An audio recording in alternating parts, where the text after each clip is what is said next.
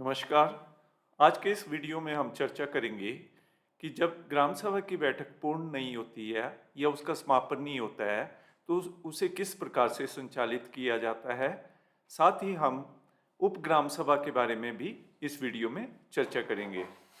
तो सबसे पहले नियम 15 में बैठक के चलते रहना व नियम 16 कारोबार के संचालन का विनियमन, यानी जो बैठक ग्राम सभा की बैठक है यदि उसका समापन नहीं होता है तो उसे किस प्रकार से आगे बढ़ाया जाता है। यदि ग्राम सभा की बैठक का निर्धारित तिथि को समापन न हो पाए तो आगामी एक पक्ष के भीतर किसी अन्य दिन इसे पूरा किया जाएगा तथा इस बैठक की दिनांक उसी दिन तय करके सभी सदस्यों को सूचित कर दी जाएगी। तो इसमें बताया गया है नियम 15 में कि यदि ग्राम सभा की बैठक जिस दिन के लिए निर्धारित की गई है, फिक्स की गई है, उस दिन वो पूर्ण नहीं होती है और उसका समापन नहीं होता है और कुछ मुद्दे उसमें चर्चा के लिए शेष रह जाते हैं, तो ये जो ग्राम सभा की बैठक होगी 15 दिन के भीतर भीतर किसी आगामी दिवस पे आयोजित की जा सकती है।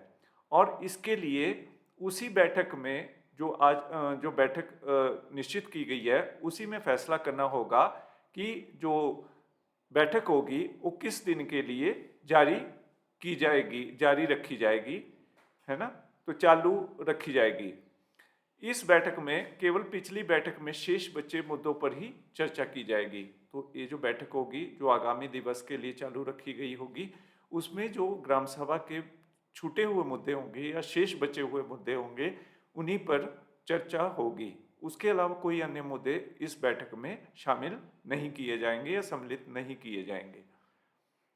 बैठक की अध्यक्षता करने वाले व्यक्ति का दायित्व होगा कि वह बैठक के सुचारू संचालन हेतु कानून व व्यवस्था बनाए रखे तथा यदि कोई व्यक्ति बैठक की कार्यवाही में बाधा पैदा करता है या आक्रामक आचरण का दोषी है तो अध्यक्ष उसे अपना आचरण सुधारने के निर्देश दे सकता है या उसे बैठक से चले जाने के निर्देश भी दे सकता है। तो इसमें बताया गया है कि जो बैठक की अध्यक्षता करेगा चाहे वो प्रधान हो, उप प्रधान हो या उन दोनों की अनुपस्थिति में ग्राम सभा द्वारा चयनित कोई सदस्य हो, तो वो बैठक के सुचारू संचालन और कानून और व्यवस्था बनाए रखने के लिए जिम्मेवार होगा। यदि कोई व्यक्ति ग्राम सभा की बैठक के दौरान बाधा पैदा करता है, व्यवधान डालता है या आक्रामक आचरण का दोषी है, मान लो कोई शराब पी के आया, वहाँ पे किसी को भला बुरा कहता है, तो अध्यक्ष उसे अपना आचरण और व्यवहार सुधारने के निर्देश दे सकता है या फिर उसे बैठक से चले जाने के निर्देश भी दे सकता है। आगे हम चर्चा करेंगे धारा 6 में सदस्यों के नामांकन में त्रुटि या लोप से ग्राम सभा की कार्रवाई का निष्फल न होना। इसमें बताया गया है कि ग्राम सभा की बैठक में उपस्थिति दर्ज करवाने पर यदि किसी सदस्य के नामांकन में किसी भी प्रकार की त्रुटि या लोप रह जाता है तो ग्राम सभा की कार्रवाई में इससे कोई बाधा नहीं मानी जाएगी, बेशर्ते कि उस बैठक हेतु आवश्यक गणपूर्ति का 2/3 सदस्यों से अधिक उपस्थित हो। तो इसमें बताया गया है कि यदि ग्राम सभा की बैठक आयोजित की जा रही है और उसमें किसी सदस्य, ग्राम सभा के सदस्य के नामांकन यानी नाम में कोई त्रुटि या गलती हो जाती है तो ग्राम सभा की बैठक में इससे कोई बाधा नहीं मानी जाएगी यदि ग्राम सभा की बैठक का कोरम जो है उसमें 2/3 से अधिक सदस्य उपस्थित रहते हैं।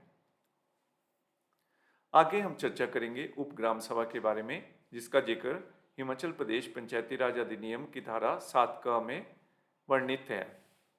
तो ग्राम सभा में क्या बताया गया है, इसमें बताया गया है कि ग्राम सभा के प्रत्येक वार्ड के लिए एक उप ग्राम सभा होगी। तो इसमें बताया गया है कि जो ग्राम सभा के जितने भी वार्ड होंगे उन सभी वार्डों के लिए एक उप ग्राम सभा आयोजित की जाएगी। वार्ड के क्षेत्र में निवास करने वाले सभी सदस्य उस उप ग्राम सभा के सदस्य होंगे। जो भी लोग उस वार्ड में निवास करते हैं, वहाँ के स्थायी निवासी हैं, तो वो सभी उस उप ग्राम सभा के सदस्य होंगे। वार्ड सदस्य उप ग्राम सभा का अध्यक्ष होगा। तो जो उस संबंधित वार्ड का जो वार्ड सदस्य यानी वार्ड मेंबर होगा, वो उस वार्ड ग्राम सभा का अध्यक्ष होगा। प्रत्येक उप ग्राम सभा की वर्ष में 2 साधारण बैठकें होगी। इन बैठकों को बुलाने का दायित्व वार्ड मेंबर अर्थात अध्यक्ष का होगा और तथा अध्यक्ष ग्राम सभा की बैठक की कार्रवाई लेखवत करेंगे। तो इसकी जो उप ग्राम सभा की साल में 2 बैठकें आयोजित की जाएंगी और इन बैठकों को बुलाने का जो दायित्व होगा वो संबंधित वार्ड मेंबर का होगा। वही उस ग्राम सभा का अध्यक्ष भी होगा और अध्यक्ष ग्राम सभा की कार्रवाई लेखवत करने के लिए भी जिम्मेवार होगा। यदि वो स्वयं कार्रवाई लेखवत नहीं करता है तो वह ग्राम सभा में अपने वार्ड से किसी पढ़े लिखे सदस्य को कार्रवाई लेखवत करने के लिए मनोनीत कर सकता है। उप ग्राम सभा की बैठकों का समय और स्थान वार्ड मेंबर अर्थात अध्यक्ष द्वारा तय किया जाएगा और अधिसूचित किया जाएगा। तो उप ग्राम सभा की बैठक किस दिन रखनी है, कहाँ पे रखी जानी है, ये तय करना संबंधित वार्ड मेंबर का अधिकार होगा और वही इसे अधिसूचित भी करेगा। उप ग्राम सभा की बैठकों में भाग लेने के लिए सदस्यों को मनोनीत किया जाएगा। तो उप ग्राम सभा की बैठक में भाग लेने के लिए सदस्यों को नॉमिनेट भी किया जा सकता है।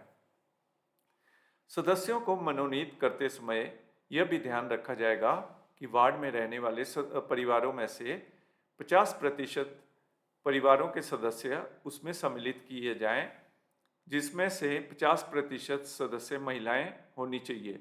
तो जब उस वार्ड से सदस्यों को उप ग्राम सभा में भाग लेने के लिए मनोनीत किया जाएगा, नॉमिनेट किया जाएगा, तो ये ध्यान में रखा जाएगा कि उस वार्ड से कम 50% परिवारों के सदस्य उस उप ग्राम सभा में सम्मिलित हों और जिन 50% परिवारों के सदस्य उसमें सम्मिलित होंगे उनमें कम से कम 50% जो होगी वो महिला सदस्य होनी चाहिए।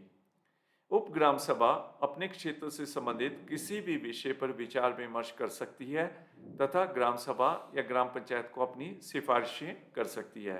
तो उप ग्राम सभा अपने क्षेत्र से संबंधित किसी भी समस्या या किसी भी विषय पर विचार विमर्श कर सकेगी और अपनी जो सिफारिशें होगी वो ग्राम सभा और ग्राम पंचायत को भेजेगी।